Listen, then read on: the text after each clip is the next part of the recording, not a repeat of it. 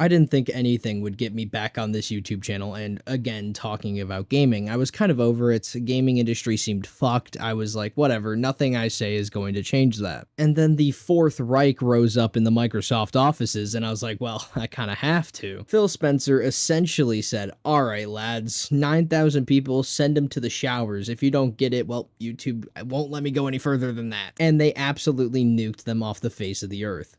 9,000 jobs gone at a snap of a finger. And I hate to say it, but majority of those jobs were probably replaceable. But they're only replaceable because Microsoft spent billions and billions of dollars buying studios and then not using them. So fuck me, yeah, 9,000 people is probably fuck all because you hired 900% of the industry to just sit and do literally nothing but jerk off at their fucking desks for 5 hours a day. And if Phil Spencer genuinely believes that this is going to streamline the developmental process and that wasn't just a bunch of shenanigans to lay off 9,000 staffers in order to make profits go up, then he's fucking stupid.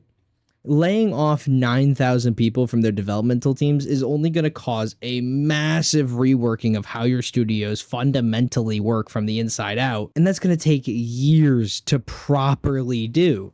Or you're going to rush it, you're going to absolutely fuck it up, and then you're going to start closing down studios because they fucked it up, which is your fault. How does Phil Spencer have a job? What has Phil Spencer done to deserve a job? Xbox Game Pass has been lagging behind everything he said it was going to achieve. It's not been what he said it was going to be. Games sales are at an all-time low. Hardware sales are at an all-time low. Xbox profits are terrible. Like, the guy is terrible at his job, but it's not just Phil Spencer because the entire industry has gone absolutely fucking off the deep end. You have Sony absolutely fucking collapsing from success. They don't know what the fuck they're doing.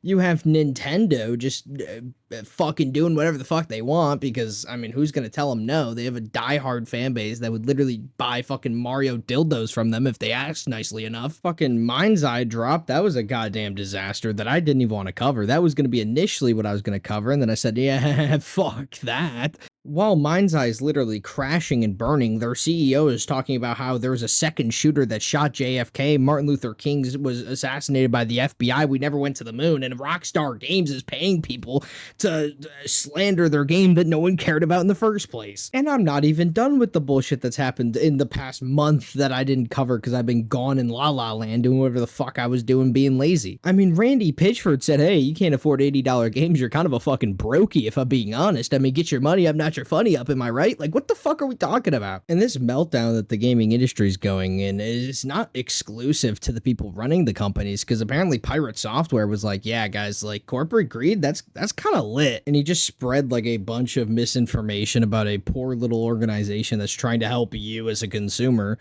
for absolutely no reason other than his dad worked at Blizzard and he worked at Blizzard. Did you know that, guys, by the way? Did you know that Pirate Software actually worked at Blizzard? Yeah, I know, right? And don't let me forget that Microsoft decided to add World War II, Call of Duty at least, to the fucking Game Pass, and all of a sudden, it turns out motherfuckers didn't even try to fix the game before releasing it because you could just log into other people's computers like that. I mean, snap of the finger, fuck, your computer's mine. To make matters worse, consumers are starting to open up to the idea that, yeah, maybe AI actually isn't so bad in video games, and it might be actually pretty cool. Newsflash, AI is bad, and even if you think it's going to lower the prices of games because they don't have to pay the labor that goes into it, you're wrong. We've seen with everything, once prices go up, they will not come back down. It doesn't matter if labor is significantly cheaper.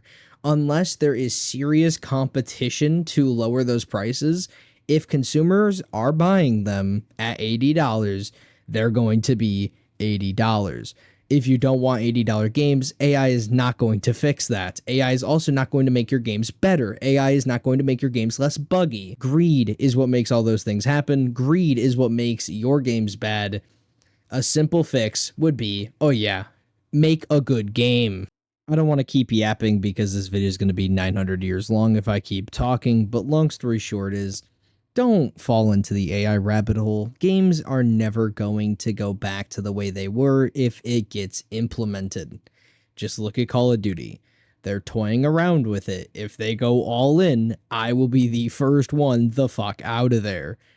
It is a pandemic. If you let it happen, it will infest everything. It's like loot boxes, for instance. We let them happen, we played around with them, and look what happened. We fought back, and they're gone. Eventually, new videos are coming. Unfortunately, my editing software, which I'm using to make this, decided that my videos now belong to them, which is not very cool, and I will not be doing. If you have any suggestions other than Premiere Pro, because I don't fucking like Premiere Pro, I do not want to learn it, but unfortunately if I have to, I will. So, give me about a week. Maybe there's going to be videos, maybe there's not. You'll figure it out.